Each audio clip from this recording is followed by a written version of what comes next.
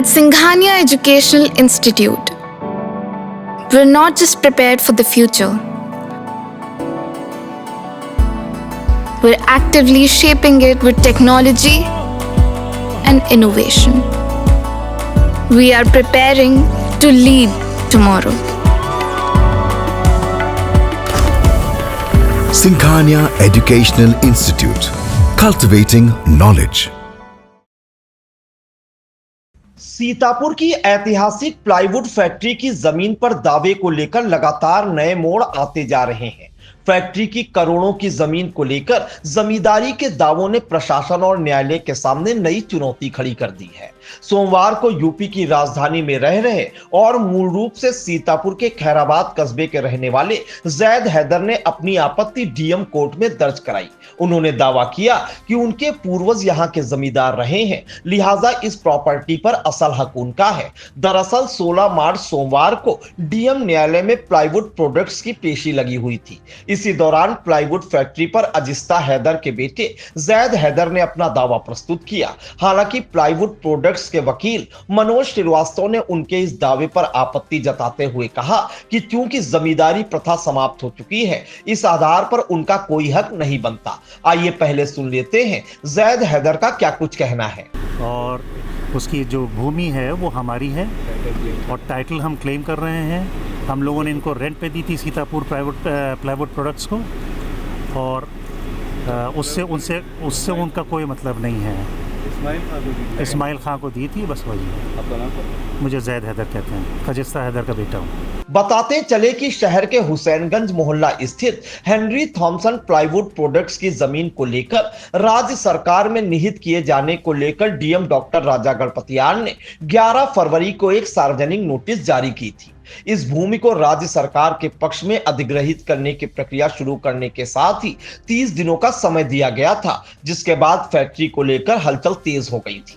लोगों के मन में सवाल उठने लगा था कि इतनी बड़ी फैक्ट्री का उत्तराधिकारी सामने कौन आएगा। इसी के बाद 26 फरवरी को कानपुर की सीमा जफरुल्ला, आबिद जफर, आदिल जफर ने प्लाईवुड फैक्ट्री पर वकील मनोज श्रीवास्तव के द्वारा डीएम के सामने अपना दावा रखा था। इसके बाद 16 मार्च को डीएम न्यायालय में इसे लेकर पेशी लगी हुई थी। आपको बता दें कि डीएम कोर्ट में इस मामले पर आज पेशी थी। इसे लेकर प्लाईवुड प्रोडक्ट्स की तरफ से पक्ष रखते हुए अधिवक्ता मनोज श्रीवास्तव ने आई इंडिया से क्या कुछ बताया, उसे भी सुनिए। आज डीएम न्यायालय में प्लाईवुड प्रोडक्ट की आज पेशी लगी हुई थी, जिसमें सरकार की तरफ से प्लाईवुड प्रोडक्ट को नोटिस जारी की गई है। उस पत्रावली में एक जगदीश वगैरह ने एक अपना ऑब्जेक्शन फाइल किया है और कर्मचारी यूनियन की तरफ से उनका ऑब्जेक्शन है, और एक खजिस्ता हैदर जी का ऑब्जेक्शन है, और एक बैंक की तरफ से एक ऑब्जेक्शन आया है। और इसमें आज डीएम साहब ने अपने न्यायालय के माध्यम से सरकारी वकील को 18 तारीख तक अपना काउंटर ऑब्जेक्शन दाखिल करने के लिए निर्देशित किया है, और जो संबंधित पक्षकार हैं उनको सुनवाई के लिए अलग से तिथि नियत की जाएगी।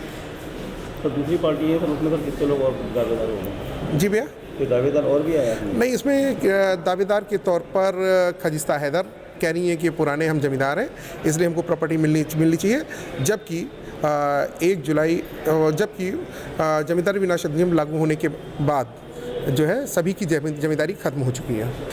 उनको अभी पढ़ा जाएगा, देखा जाएगा, और ऑब्जेक्शन की प्रति हमको मिल जाए, उसके बाद मैं बता सकता हूँ। कितने लोगों ने क्लेम किया होगा? अभी तो इसमें अलग से 4 लोगों ने क्लेम किया है। कर्मचारी यूनियन ने अपने पेमेंट के लिए क्लेम किया है, और सेंट्रल बैंक ऑफ इंडिया ने अपना लोन के संबंध में क्लेम किया है, और खजिस्ता हैदर ने अपनी जमींदारी के आधार पर ज़मीन का क्लेम किया है।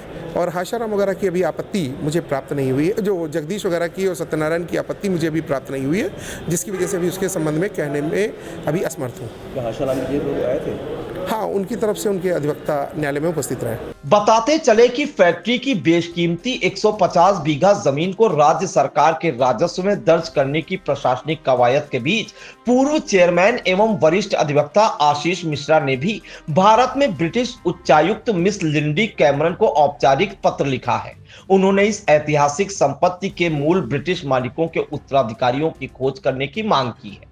गौरतलब है कि 1939 में ब्रिटिश नागरिक मिस्टर हेनरी थॉमसन और उनकी बहनों द्वारा स्थापित यह फैक्ट्री कभी एशिया स्तर पर अपनी गुणवत्ता के लिए जानी जाती थी। यहां का प्लाईवुड ऑस्ट्रेलिया से लेकर नेपाल तक निर्यात होता था। प्लाईवुड कर्मचारी संगठन के मंत्री आर्य बंधु ने जानकारी दी थी कि प्लाईवुड फैक्ट्री के 423 कर्मचारियों का बीते 25 सालों से 105 करोड़ रुपए बकाया है। इस लंबी लड़ाई में करीब 250 लोगों की मौत भी हो चुकी है।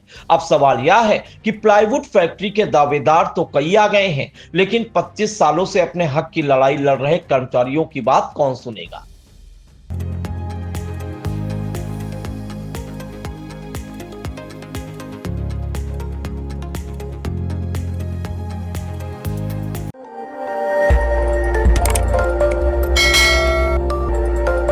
खबर आपकी, नजर हमारी।